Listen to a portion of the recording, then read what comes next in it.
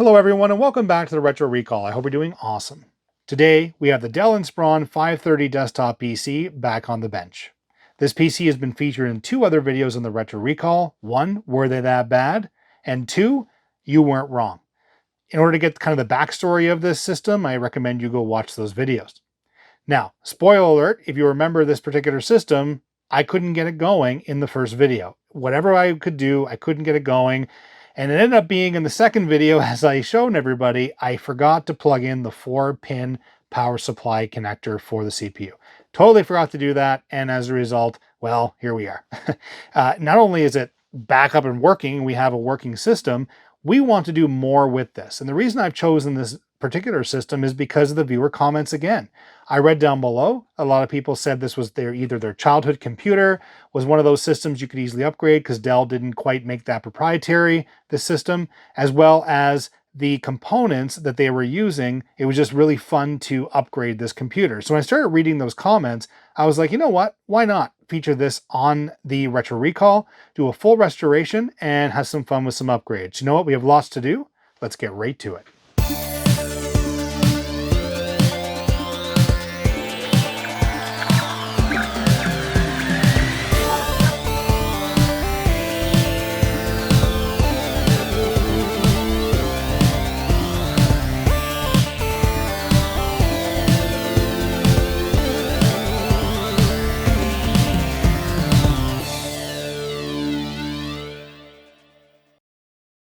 And welcome back. So before we dig into the actual restoration of the computer, we're going to talk about the components we're going to be utilizing in it today. So before I do that, the computer itself came with 3 gigabytes of memory, had the E2200 dual core CPU from Pentium, Intel, as well as built-in graphics and sound, the 7.1 sound. So, you know, DVD burner, floppy drive, all USB ports, all those good things, but it was fairly generic, but it does have expansion capabilities. So I did some research on it after I saw the comments coming up saying, oh, that was upgradable as beep. And, you know, it really triggered me to think about what I could do with this in terms of a video. I could just do a restoration, but I figured, you know what? I have some components laying around. Let's go and get this system up and running.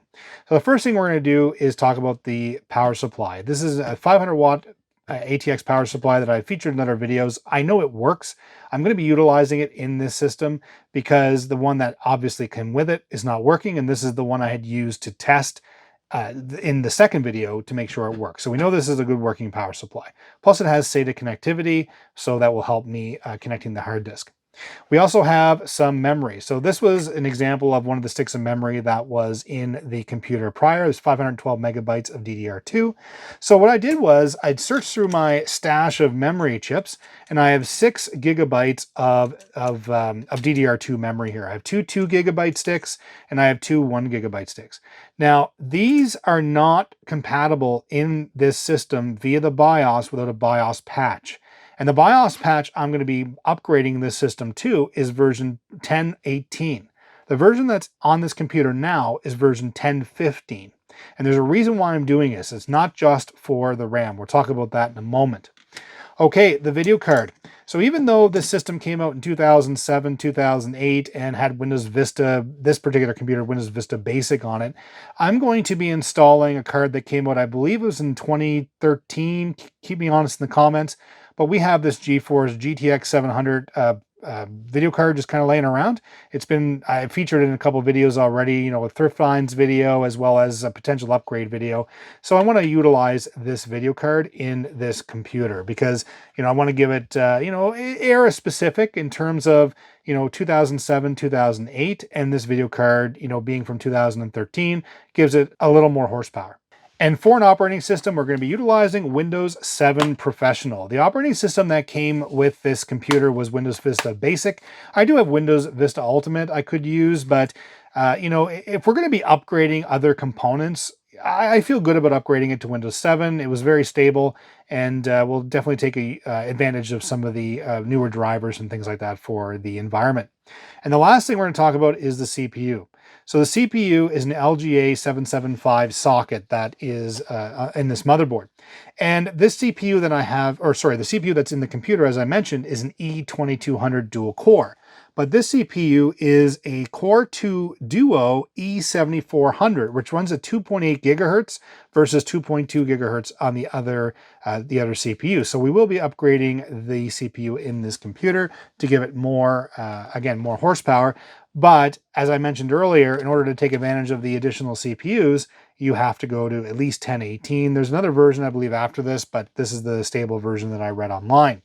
Now, to keep in mind, there's two different motherboards that came with this computer. I believe it was the G33M02, which is what this motherboard is, that'll by Foxconn, that allows you to upgrade and utilize, but it limits the CPUs to the Core 2 Duos.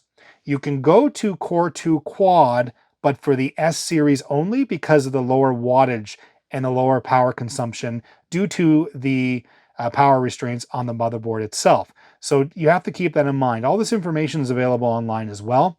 If this system came with a DG33M03 motherboard by Foxconn, then you could use all Core 2 Quad CPUs, because I was really hoping to be able to use that because I have a couple of those laying around, but unfortunately the motherboard won't support that. So we do have a known working supported CPU we're going to be upgrading to, plus the Core 2 Duo E7400 at 2.8 gigahertz is no slouch. It'll work just fine for what we need for Windows 7 Professional.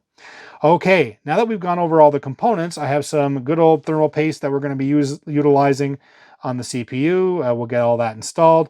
We also have some IPA in different forms. As you know, you've watched some of my restoration videos, you'd see all that. Plus we have some contact cleaner and some other cleaning components.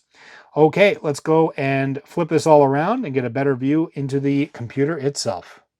Okay, we have this beautiful bird's eye view again of the computer, and you can see it's where we left off from our last video. You weren't wrong. So yeah, I mean, there's not much to go over in the computer. We've already talked about most of the components. There you can see the identifier on the board, the G33M02, which limits it to the Core 2 Duo processors that I had talked about, minus a couple of Core 2 Quads with the S on the end for the lower power consumption, but also the fact that you can see that it's in really, really good shape. One thing I do want to mention is this does have a date code of 29 on it. This is a Maxell CR2032. I referenced it in the other videos, but I didn't actually show it. I had forgotten, to be honest. So I have replaced the coin cell battery already on this board, which will help immensely. The other thing I'm going to mention is the hard disk that I'm going to be installing in this computer. I didn't mention it. You saw it in the previous segment, but it's a 1 terabyte Western Digital SATA hard drive. So it is a platter drive. That's what I'm going to be using. As anyone knows on this channel, I utilize those before I use flash memory. We're going to start taking this apart piece by piece. You don't need to see it all. We're going to fast forward through it. You get to enjoy some cool tunes while we go through this together. Here we go.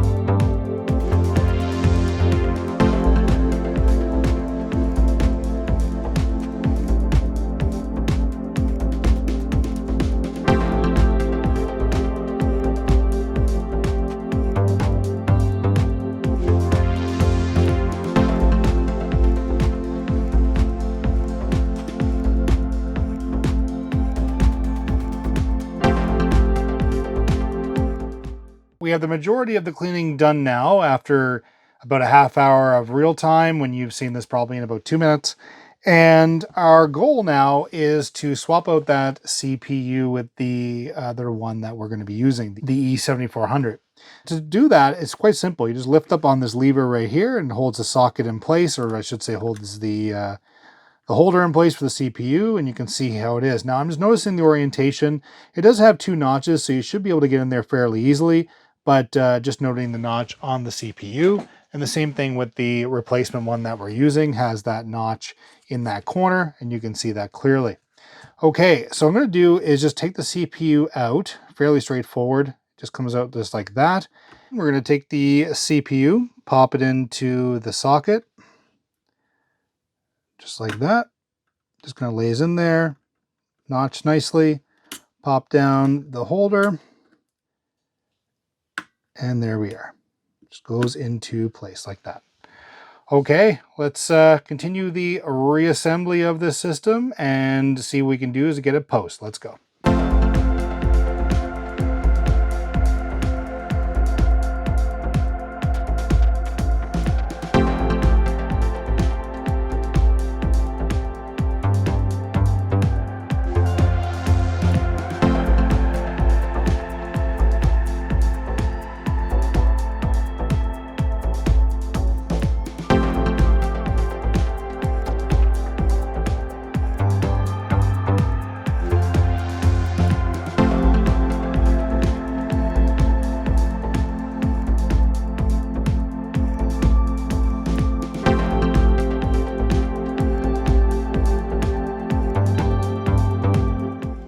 We're back and we have the computer all set back up here, and it's looking pretty good with all the upgrades that we've done. Far cry from a system that was thrown to e-waste, and essentially, even when I got it, did not work. So to kind of recap here, we have our 6 gigabytes of memory installed. We have our new E7400 CPU installed with our brand new power supply that we have here. And we also have our optical and floppies reconnected. We have a 1 gigabyte SATA hard disk here from Western Digital, so we have that all installed, and the wires kind of tucked away nicely for now. I mean, ideally, I did tie a cable strap around this one back here. We do have the 4-pin connected this time, not forgetting about that. We have the ATX power supply connected as well. And we also have the GeForce GTX 700 card installed, and yeah, it's looking pretty good. I had to move one of the SATA cables because the end of the cooling assembly here was not cooperating. It was kind of covering the port, and unfortunately I wasn't able to get that connected. So I'd like to tweak this a little bit to allow that if this card stays in the system. Okay, the next step, now that everything's connected back to the motherboard's obviously all screwed in and everything's looking good. I don't see anything outside of that. The 2 fans are connected again. And the nice thing about this power supply as well is that it has an additional fan underneath, so it does promote additional cooling in this area. So we have essentially the 3 fans. Okay, I'm going to get this situated back on the bench, get the front panel put back on. There's the one that we took off. I'm going to get that all cleaned up and put back on, and we'll see if this system will post. Okay, and welcome back, and here we are all set back up on the bench with our trusty HP monitor, our Dell keyboard and mouse, and our beautiful Inspiron 530 PC all put back together, nicely cleaned up. Just think I'm going to have to get a hold of Geek and Spiel and get some new stickers for this, because these will be out of date with the addition of the new processor, the E7400, as well as the new operating system we're going to be installing on this PC. Okay, so the first step before we go any further is just some housekeeping. So I did use some contact cleaner in the RAM slots as well as the video card slot, just to let everyone know I did do that. And the other thing I'm going to say as well, I forgot to mention, is it's not a GTX 700, it's a GTX 750 is the video card that I've put in this for this purposes of this upgrade. So I just wanted to call that out because I didn't mention that I said it's a 700, but it's a 750. Let's hit the power button and see what happens. It's running high again. That came out of reset. And there's our GTX 750 BIOS post, plus we show here BIOS revision 1.0.15, which is the one we need to upgrade. And I see F2 for setup and F12 for boot, and here we are. CMOS checksum error, default's loaded because nothing's been saved yet. F1 to continue or F2 to enter setup. We'll hit F2. And here we are. So we are successfully booting into the computer. Now let's see what the system sees, because again, everything I read online indicated that in order to read above 4 gigabytes of memory, you need to have the BIOS update as well as that CPU. But let's just see what we have here.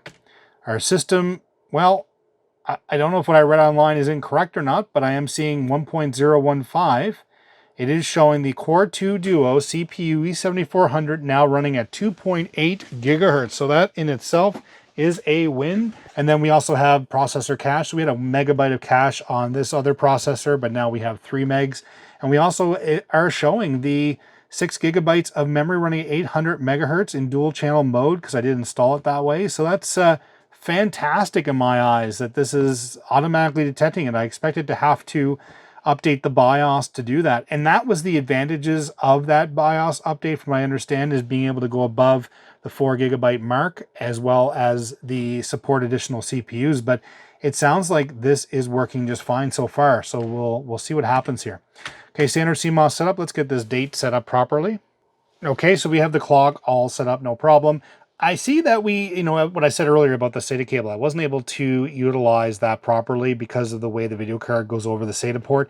I don't love this, to be honest with you. I always want it to be on the the primary SATA connector for the hard disk, but it is detecting our hard disk on SATA 1 for now, and that's fine. And then of course, we have the SATA 4 and 5. 2 and 3 are not actually soldered onto the motherboard. The ports aren't. I mean, I can imagine you could be able to do that, but they aren't soldered on this board. But we do have SATA 4 as none and SATA 5 as our DVD plus RW there. So that's really good. And then we also have our floppy disk installed. It did seek when it booted up, which is great. And then, of course, we have the standard halt on all but keyboard. Integrated peripherals. So we do have the onboard floppy disk controller enabled. Our audio is enabled. Our video is not showing here anymore, but that's cool because we are utilizing that dedicated graphics. And then we have our onboard LAN, as well as our SATA mode, which is IDE. Let's just see. Yeah, versus RAID, right? So you could set up in RAID if we had multiple hard disks. Okay, power management setup, not much to show on here. I don't like I said, I don't use that much. I'd be interested in upgrading the BIOS, but let's get the system installed first. But our first test, of course, was to make sure that it is reading the new processor, which we do see here. And again, if you never saw the previous configuration, I encourage you to check out the very first video, the second video when we did get the system posting. We did go briefly through the system just to make sure to see what was inside this. But it's a really good looking machine, and even getting a little better. And this will support even up to an E8400, I believe it is. Correct me if I'm wrong in the comments. But, depending on the BIOS, of course. But this LGA 775 will support even better processors. This just happens to be the one that I have spare available at the moment, as well as, we do have the E2200 that was installed in here, but that will be substantially better than what this is. So we're going to save and exit the setup. And of course, I'm going to open up the optical drive, because the next step here is to put in the operating system disk. And as I mentioned before, this disk is our Windows 7 Professional. We're going to install. What a good looking DVD there. I think that's great. So we're going to put that in the optical drive just so we're ready to go, because I don't know what's on this hard disk that I had installed. I just got it from my stash. So we are going to start right from the installation of Windows 7. Okay, so far so good. Now it should automatically boot from the optical drive. This video is not about doing the Windows 7 installation, so I'm going to go through the complete installation and get us all ready to get to the good old Windows 7 desktop with our new hardware and upgraded system. Here we go.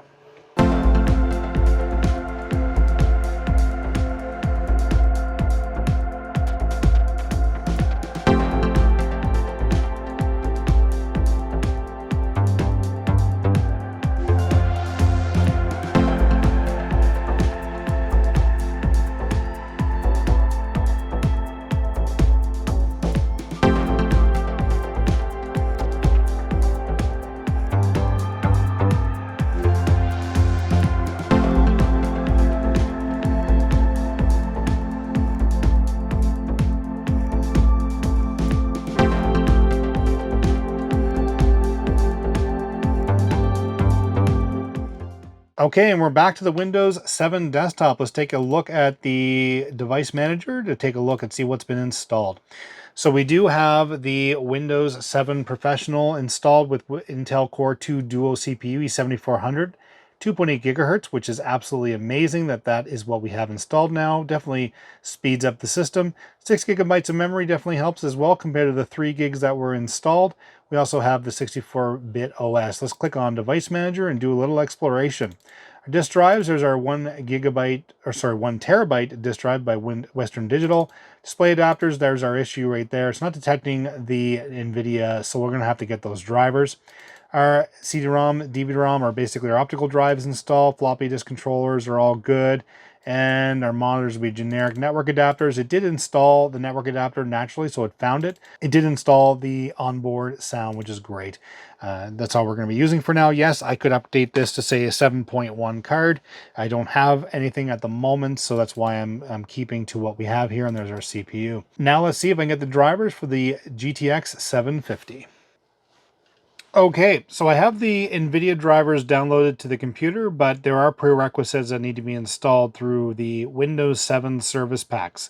So I've been able to bring over the service packs to this computer to get it to a point where it would have the latest service packs that Microsoft would have released for this operating system.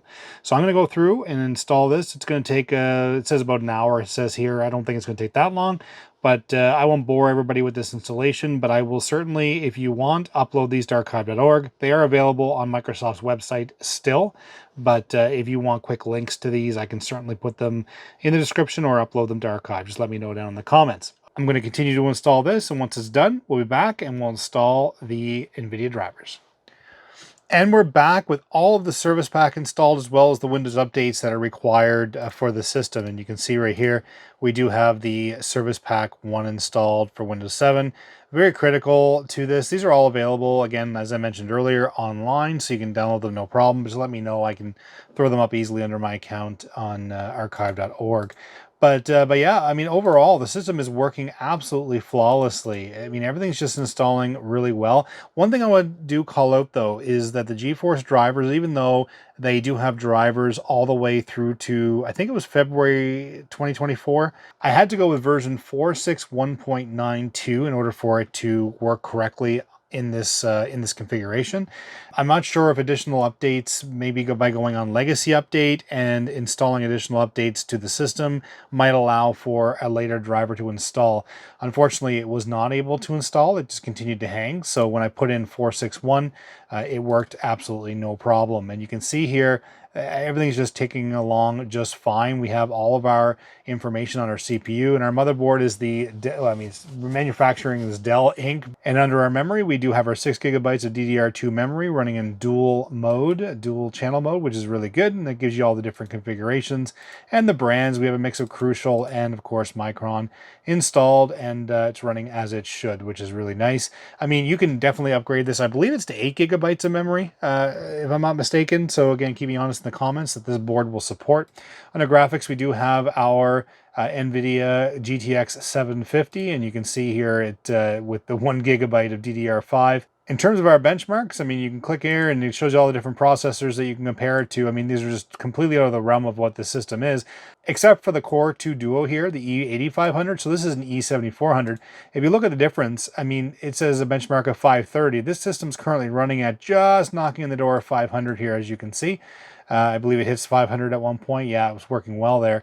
I mean, that's very, very comparable to this system. I mean, even if you went to the E8500, you're not getting that much of a performance boost. So, you know, I think it's running fairly well for, again, what it is. And that was the purpose of what we were trying to do today. Take this system, you know, as I said earlier, you know, were they that bad, an entry-level system, and taking it to the next level. And this is only done because of comments by you. I mean, sharing your experiences and telling me, hey, this is something that we used to do, or this is a system that we had, and this is what we did, really inspired me to test it out myself with some other hardware that I had. All right, well, I think it's time to play a couple of games, and the age-old question always comes up is, can it run Crysis? Let's see. Some of your suit functions are offline. Let me run a quick diagnostic. The video feed is breaking up. I'm gonna try to recalibrate. All right, the suit checks out. You're back online. Still no word from Aztec. Nomad, rendezvous with Jester and head to Aztec's location. Check your objectives display.